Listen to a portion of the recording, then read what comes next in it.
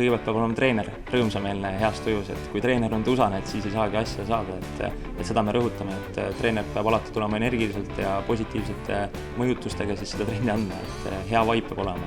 Üritame hästi mitmekülgselt teha, erinevaid trenne, me mängime erinevaid pallimänge, teeme kergejõustiku asju kasutame siis igasugust üldfüüsilise põhja peale just rõhume, et seda tugevat üldfüüsilist põhja saada. See ei ole see, et käsipall, et ei tekiks jumala eest seda rutiini, et neil üks hetk oleks siiamaani sellest käsipallist. Vahe ongi selles energias, selles positiivsuses ja võib-olla ka siis selles, et me lastega oleme hästi sellised sõbrad, ka väljaspool trenni.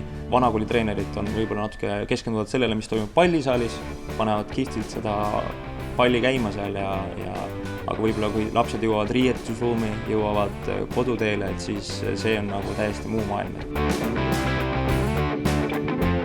Kõige toredam on minu jaoks just see, et ma olen näinud selle 3 lühikese aasta jooksul juba nii suurt arengut nende laste poolt.